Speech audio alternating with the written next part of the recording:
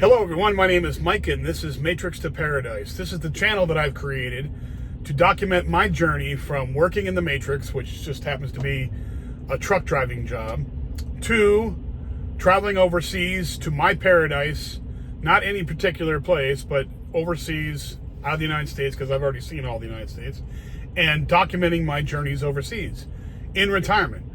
So that's pretty much what this channel is about. I talk about trucking and because I'm doing trucking right now.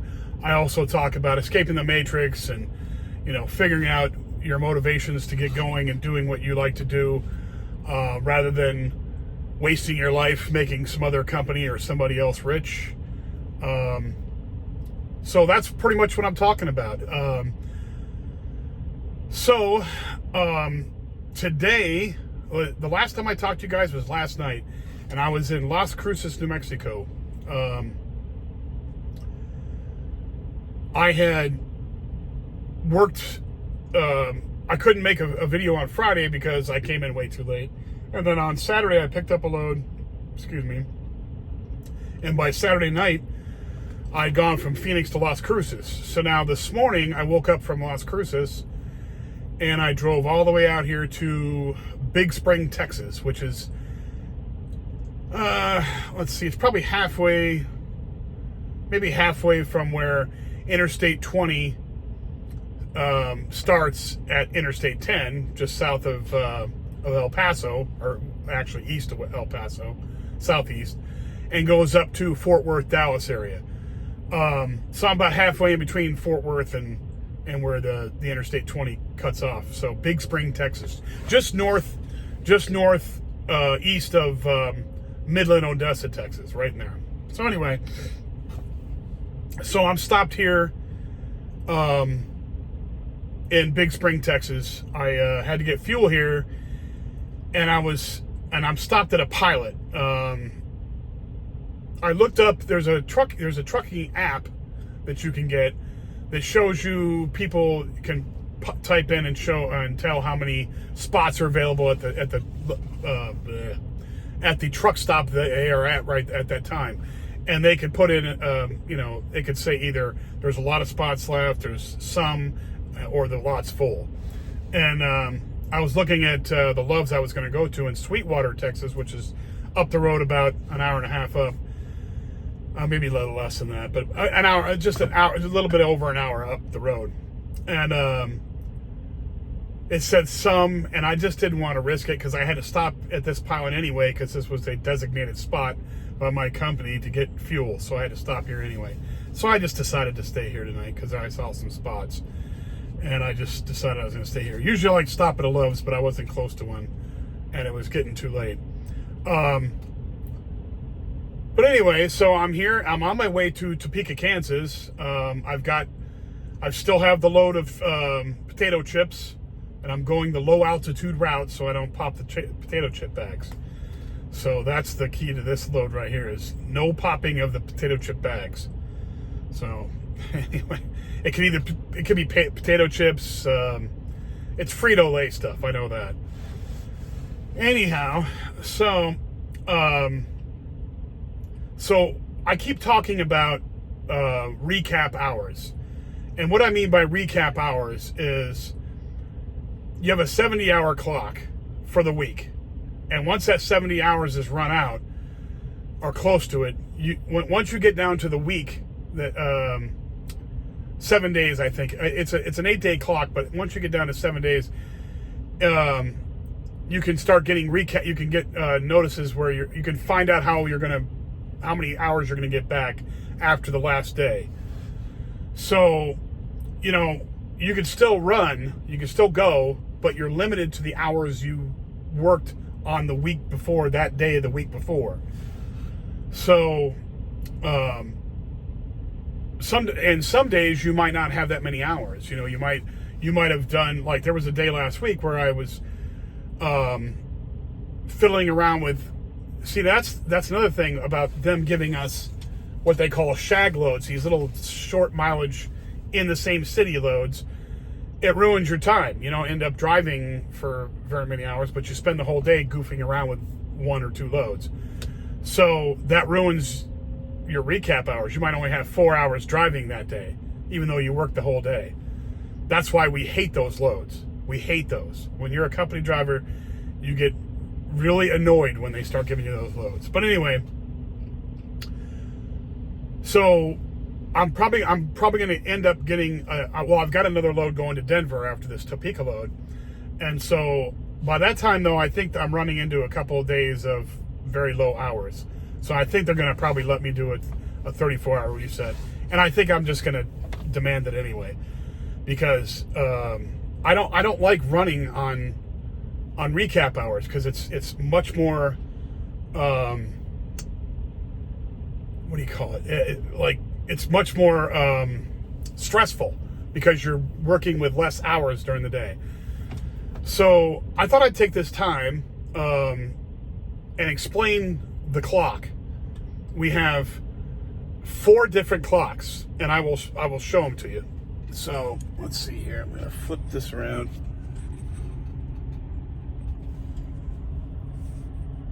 So I think you can see this. I'm going to try and hold it as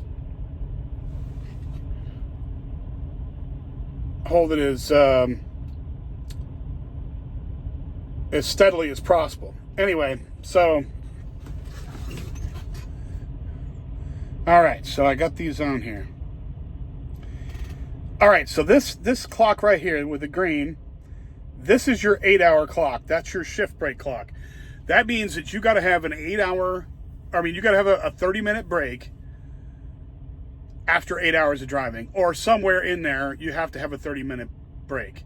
You cannot drive more than 8 hours without having a 30-minute break. So usually what people do is since you have 11 hours for the day, 8 plus 3 equals 11 hours. So usually what I'll do is I'll drive 4 hours, and then I'll take 4 hours or 4 plus, and I'll take a break, and I'll get my 30-minute break done, because then I won't have to take another 8-hour break. I mean, a 30-minute break in the rest of the day, because if you wait for 4 hours, that means you only have 7 hours left on your 11-hour clock, which is the next clock. So this clock right here is your shift driving clock. You can only drive, and it says right here, so there's 8 hours, and you have to take a break.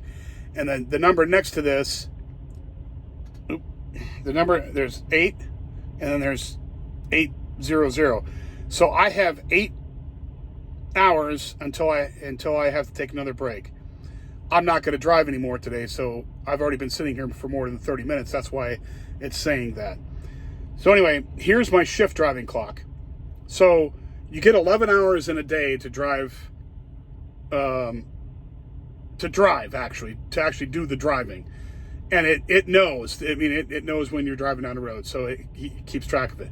So right now I have, out of my 11-hour clock, which says 11 right there is what you're allowed, I have 4 hours and 30 minutes left. Now I could drive another 4 hours and 30 minutes.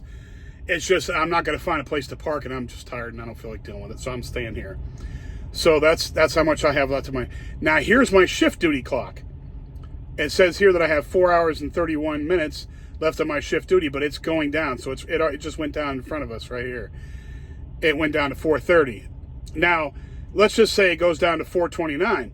Well, that means I only have 4:29 left, period, during the day. No matter if I'm driving or not driving, I only have 4 hours and 29 minutes left. So if whatever one's lower of these, you can't drive all these. The lowest one is where you can, you have to follow the lowest one. So this right here is my shift duty clock. Now for driving, you can only drive 11 hours drive. You can be on shift, so you could be working, not driving at the time. Say you're hooking up or you're dropping off a load, or you're in the dock or whatever. That's what this time is meant for. So you have 14 hours during the day to actually be on duty, period, which includes drive time, but also has 3 hours extra to include time that you're out of the truck doing other things. This right here is your 70-hour weekly clock. So now, as you can see, I only have 3 hours and 20 minutes left on that clock. So in reality, I wouldn't be able to drive 4 hours and 30 minutes. I'd only be able to drive 3 hours and 20 minutes before I'd have to stop, or I'd be in violation. So you get 70 hours a week. I have 320 left. Okay. Now, I'm going to be getting back, I think it's 9 hours tomorrow. No, not 9 hours. 7 hours and 40 minutes or something like that. So in reality, I'll put 7 hours and 40 minutes that I'm going to get back from recaps, and then add the 3 hours and 20 minutes onto that. So it'll be, 10 hours. It'll be like almost 11 hours. So I'll have 11 hours to drive tomorrow, which was perfect because that's all I get a day anyway. And then the next day, I'll probably run down a bunch of that. I'll probably end up with 2 hours left tomorrow. And then the next day, I'm going to pick up another 9 hours, I think, after that. And then it'll put me back up to that too. But a couple days down the road, I think I only have 4 hours. So that'll limit me on whatever I can do. So I think I'm going to take my 34-hour reset break when I go to Denver. So that's the explanation of the clocks. So you have a weekly clock, which is the most, you can't work so many hours during a week. You can only work so many hours during a week. You have for the day clocks, for that day, you have a shift break clock, the first one I showed you in the green, which is you have to take a 30-minute break after 8 hours of driving. You cannot drive more than 8 hours without taking a 30-minute break. So you learn how to manage that. That's easy. You just, after 4 hours or so, you stop, you go to the bathroom, you put it on, you put your status on off so it doesn't, say that you're on working, and then you'll make that 30-minute break in no time at all, 30 minutes. Because you spend at least that much in there going to the bathroom and getting, drinks or coffee or whatever you're doing. You can sit there and wait for 30 minutes. It's not a big deal. So anyway, then you got your shift driving clock. You can only actually drive the truck for 11 hours a day. Now, I don't actually hit 11 hours a day because it always has to, however my clock stops during the day or at the end of the day, it depends on where I'm at and where I'm stopping for the night. And if I've stopped at a Love's somewhere and the next Love's is too far up the road, obviously I'm going to stop at the one before that, even if I've got extra time to drive. You can't just drive until you run out of clock because you got to have someplace to park at the end of that. So, so that's the way that works, obviously. Some people I have to explain this to, but I'm sure all of you are smart enough to get this.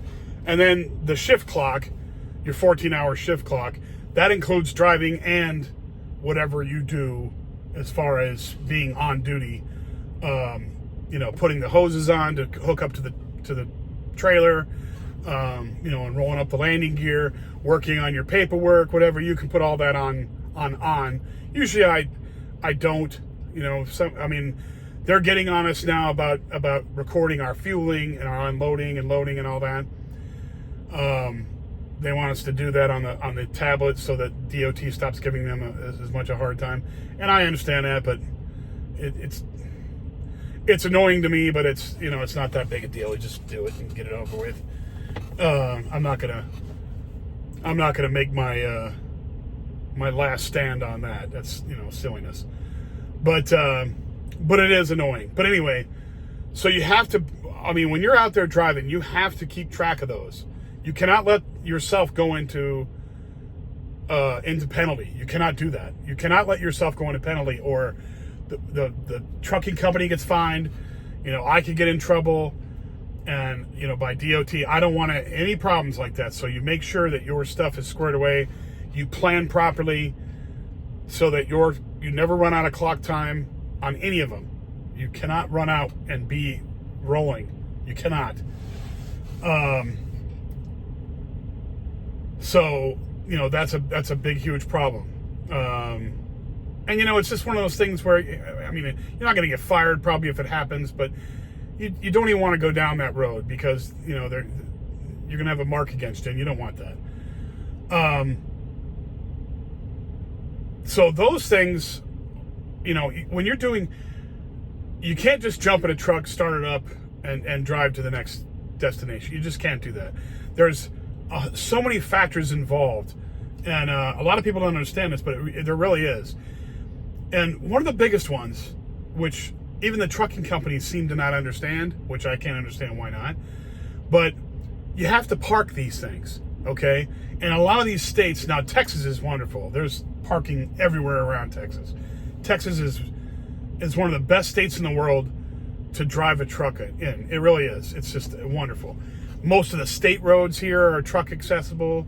I mean, other than driving down, a residential street where people have their trash cans out and mailboxes and stuff. You don't want to drive down those streets. But every other road in Texas is truck accessible. So Texas is a wonderful place to drive in. It absolutely is. Hardly any low bridges. I mean, and if they do have a low bridge, they freaking warn you, way in advance. They're great for signage, when it comes to trucking. There's tons of stuff going on here. I love it. But it's really it's trucker friendly. Arizona's pretty trucker friendly. Utah, Nevada. Most states out west are pretty trucker friendly, except for maybe California. I don't know. There might be a few that aren't that great. Illinois is not that great. I mean, there's a lot of open land out there it's not a problem, like Southern Illinois. When you get into Chicago and stuff, it's kind of a pain in the ass. But other than Chicago, if you could cut Chicago off and throw that away, the rest of the state would be wonderful. But anyway, so driving out here in the West has been just wonderful for me, because the one thing you don't want to do is, when you're doing any job whatsoever, is get stressed. And driving out east is stressful. Not because I'm afraid of anything. It's just more crap that you have to think about. You have to, if you're driving around in the East Coast states, you got to worry about truck accessible roads. You got to worry about being able to make right and left hand turns onto other roads, because a lot of times these are roads that were built for, for horse and buggy. They weren't built for huge tractor trailers. Okay, so it's a lot better to work out west. Back to my point with the trucking company, or trucking companies, is they don't realize it. They realize it, but they just don't want to admit it. Is that you have to park these things, okay? And parking is a huge deal. You want to park in a safe spot where you don't have to worry about people messing with your freight or your truck, or you get robbed or screwed around with, or any, somebody hitting you and running off. You don't want any crap like that going on. So you want to park in a decent spot, in a decent place. You don't want to park in any kind of downtown city areas. You really don't want to do that. I don't park in rest areas, or on the shoulder, or on the on ramps and off ramps. I don't do that. You can in some states. I don't do that. I'm not going to be somewhere where somebody could run into me and then blame me for it, for being illegally parked. Nope. Going to park in a truck stop every single time. It's just not worth the hassle. It really isn't. For an extra hour or two that you could drive down the road and then pull off onto a off ramp, and then later on at night have some drunk idiot run into it and kill himself, and then you get sued by the family. I'm not having any of that kind of crap. If somebody hits me in a truck stop, I'm legally parked, and it's their fault. I'm not going to have any kind of crap go on. So I don't park in any of those kind of places. And there's more crime happens in rest stops and all those other places. Side of the road, stuff. That's where that stuff happens, the bad stuff. So I just stay in a truck stop. Don't even mess around with it. So a lot of times, now don't get me wrong, my company doesn't bother me about where I stop. I mean, as long as I make the pickup and the delivery on time, they usually don't care what route you take. They usually don't care, as long as it's not too long out of the way. And they don't care where you stop and put up for the night. They don't care. They don't care if you drive 2 hours one day and then the full 11 the next day. They don't care. As long as you get there on time, they're good to go. So I don't hear a lot of flack from them. which is, I have to give them credit. I love that I don't have to hear any bull crap from them about where I stop or when I stop and all that. When I was working for Werner as a company driver, when I first started off, they used to give me crap about that. I used to just not answer them back. They'd send me text messages on my tablet. I just wouldn't answer them back. I stop when I want to stop because because you're the captain of the ship here. If you feel tired or whatever, there's nothing they can say to get you to go again. If you say, I'm too tired. That's it.